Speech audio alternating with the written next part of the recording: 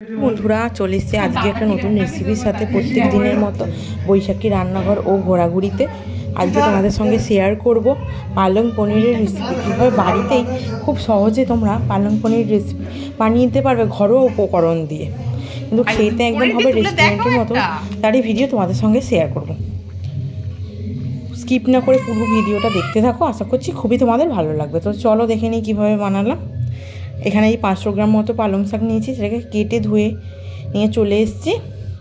আর উনানে কড়াইয়ের মধ্যে কিছুটা পালং শাক, কিছুটা বাদাম আর বেকিং সোডা, সামান্য নুন দিয়ে একটু ভাপিয়ে নিচ্ছি। ভাপিয়ে জল ঝারিয়ে নিয়ে এটা রেখে দিয়েছি। আর এদিকে পনিরগুলো 200 গ্রাম পনির কিউব করে কেটে নিয়েছি, আর যা যা লাগবে সব রেডি করে নিয়ে পালং শাকটা ঠান্ডা করে যে বাদাম আর পালং শাকটা সেদ্ধ করে রেখেছিলাম, বেকিং সোডা আর নুন দিয়েছিলাম সামান্য সেদ্ধ করার সময়।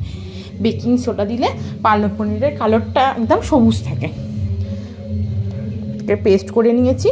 আর এই যে আবার কড়াই চাপিয়ে দিয়েছি, কড়াইতে দিয়ে দিয়েছি ঘি, ওই 2 চামচ মতো ঘি দিয়ে দিয়েছি। আর ফোড়নে দিয়েছি গোটা জিরে,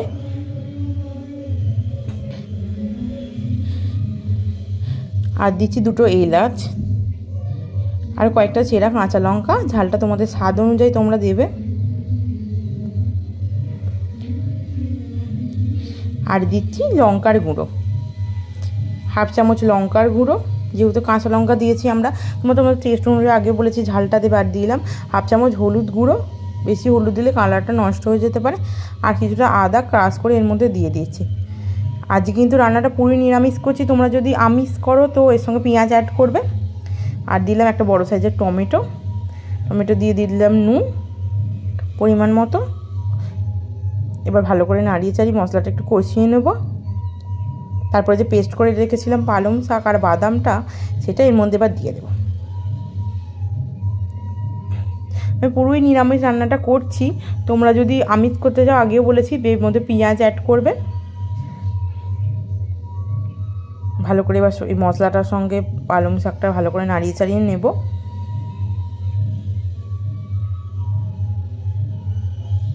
আর দিয়ে দিচ্ছি একটা লেবুর রস। একটা লেবু 1/2 পোর্শন কেটে লেবুর রসটা দিয়ে, আর দিয়ে দিচ্ছি হিং কিছুটা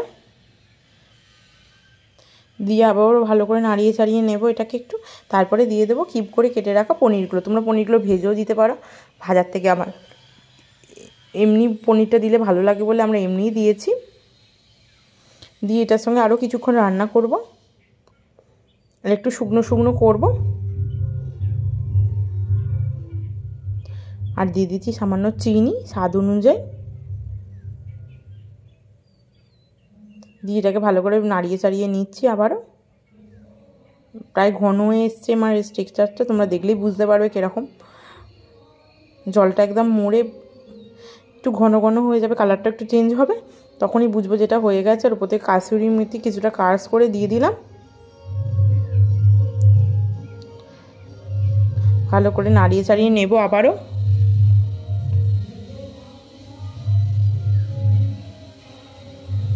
আর উপর থেকে দিয়ে দেবো কিছুটা ফ্রেশ ক্রিম। তোমরা ফ্রেশ ক্রিমের পরিবর্তে টক দইও ব্যবহার করতে পারো, বা দুধের সর ব্যবহার করতে পারো। আমার কাছে ফ্রেশ ক্রিম ছিল বলে উপর থেকে ফ্রেশ ক্রিম কিছুটা দিয়ে দিয়েছি। দিয়ে এটাকে ভালো করে মিশিয়ে নেব ফ্রেশ ক্রিমটার সঙ্গে। দিয়ে এবার আমার পালং পনিরটা প্রায় রেডি হয়ে এসছে। এবার নামিয়ে নেব পরিবেশনের জন্য। কেমন হয়েছে ভিডিওটা তোমরা প্লিজ কমেন্ট করে জানিও। ভালো লাগলে লাইক শেয়ার করো। পালং পনিরটা কিন্তু খেতে ভীষণই টেস্টি হয়েছিল। তোমরা এইভাবে প্লিজ একবার বাড়িতে বানিয়ে ট্রাই করে দেখো, আশা করছি খুবই ভালো হবে। আর ট্রাই করে কিন্তু আমি জানাতে ভুলবেন না যে কেমন হয়েছিল। আজকের মতো টাটা, এই পর্যন্তই। দেখা হবে পরবর্তী কোনো ভিডিওর সঙ্গে। ততক্ষণের জন্য সবাই ভালো থেকো, সুস্থ থেকো।